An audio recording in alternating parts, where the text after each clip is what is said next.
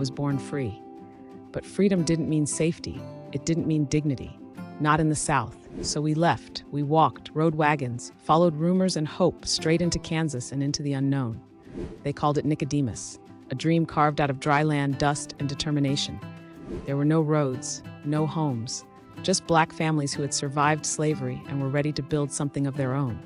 We built schools, churches, businesses. We planted roots in all. The sun was barely up when we loaded our wagon, dust swirling thick around our feet. Mama held my hand tight as we left the only place we'd ever known in the South, a land that called us free but never let us truly live it. We left behind the fear, the broken promises of Reconstruction, and the haunting memory of naive nights when men on horseback brought terror to our door. The journey to Kansas was long and hard. Wagon wheels creaked over rocky trails, and the wind carried the whispered prayers of everyone daring to dream of something better.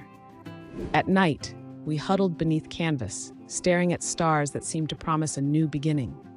By day, the prairie stretched wide and empty before us, waiting for us to make our mark. When we reached Nicodemus, there was nothing but tents and fierce determination. Families worked side by side, raising walls from timber, hope in every nail. Children ran between the new homes, their laughter mixing with the steady sound of hammers.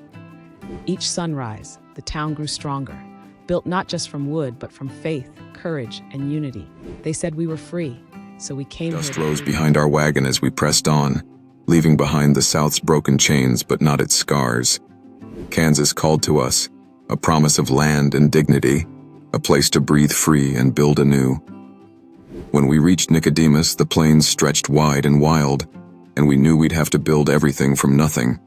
First, we pitched tents and dug into the earth for shelter against the harsh winds. But what we needed most was a place to gather, a place to heal and find strength. So we pooled our hopes and hands to raise our first church. The men hewed timber, women prepared meals, and children fetched water, their laughter mingling with hymns carried by the prairie wind. As the frame took shape, it was more than boards and nails. It was shelter for our faith and our dreams, a beacon for weary souls still searching for home. That church became our heart, where we prayed, planned, and remembered those we left behind.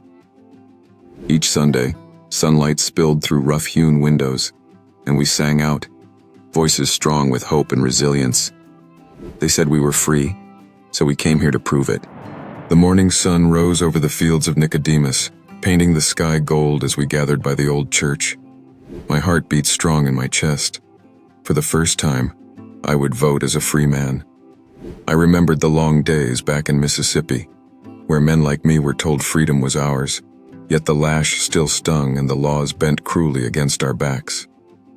We left the South behind, carrying hope and sorrow in equal measure, riding wagons across endless plains for a place where our voices could truly count. Now here in Kansas, the line of black men and women stretched along the dusty road, faces solemn but shining with pride.